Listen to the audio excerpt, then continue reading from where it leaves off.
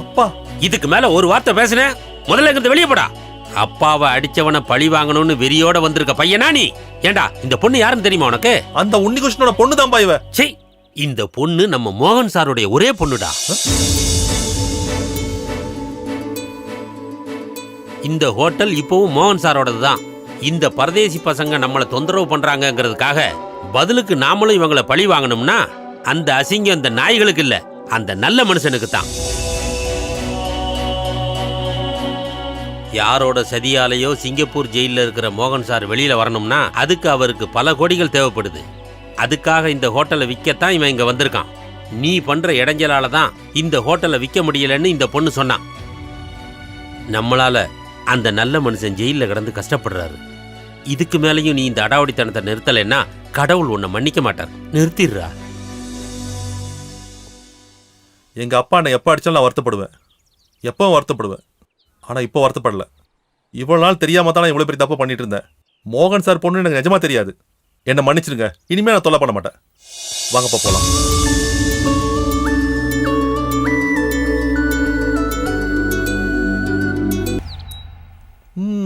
என்கிட்ட வழியானா இப்படித்தான் இருக்கும்.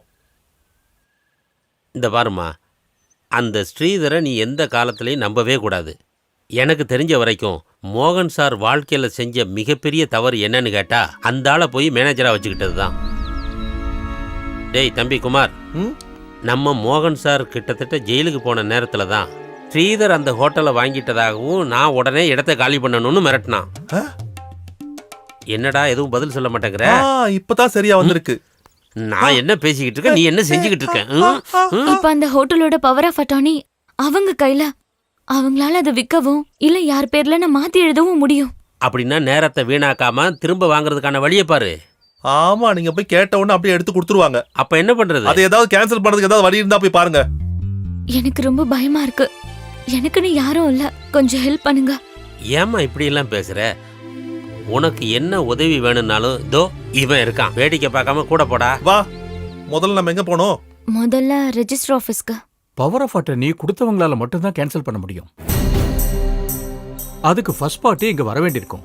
இல்லனா ஃபர்ஸ்ட் பார்ட்டி செகண்ட் பார்ட்டிக்கு நோட்டீஸ் அனுப்பியோ அதோட காப்பியை எம்பசி மூலமா ரிஜிஸ்டர் ஆன என் பேருக்கு ரிஜிஸ்டர் பண்ணா போதும். சார், ஃபர்ஸ்ட் பார்ட்டி எங்க அப்பா. He is in Singapore jail. கவர்மெண்ட்ல பெர்மிஷன் கிடைக்காம அப்பாவால எதுவும் செய்ய முடியாதா? வேற வழி எதுவும் இல்லையா சார்? கோர்ட் மூலமா ஏதாவது பண்ண முடியுமா? கோர்ட் மூலமா போனா நேரம் தான் வீணாகும். அது மட்டும் இல்ல, வேணும்னா அந்த ப்ராப்பர்ட்டியை செகண்ட் பார்ட்டி அவர் பேருக்கு மாத்தி எழுதிக்கலாம்.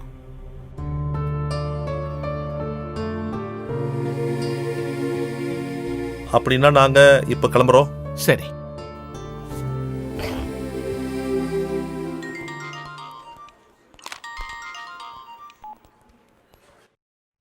நாம எதிர்பார்த்த மாதிரியே அவ இங்க வந்திருந்தா. என்ன ஏதுன்னு டீட்டெயிலா விசாரிச்சுட்டு அவ கிளம்பிட்டா. Thank you sir.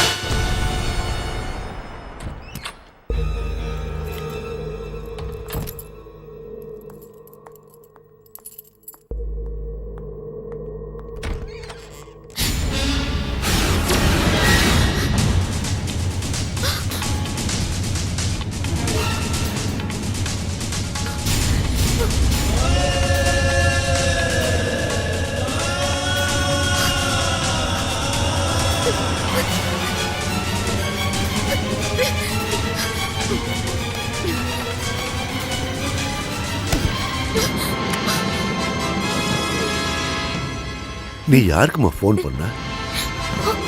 அங்கிள் ஏற்கனவே சொல்ல வேண்டிய உங்ககிட்ட எல்லாம் சொல்லிட்டேன். மோகன் சாரை ஜெயிலுக்கு அனுப்புனவங்க மேலே உங்களுக்கு கொலை பண்ணுற அளவுக்கு கோவம் இருந்துச்சுன்னு எங்கள் எல்லாருக்குமே நல்லா தெரியும்.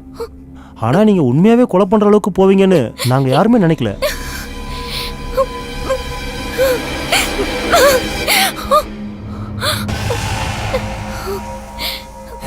நீ கொலை பண்ணிருக்க. உன்னை நான் அரெஸ்ட் பண்ண போறேன்.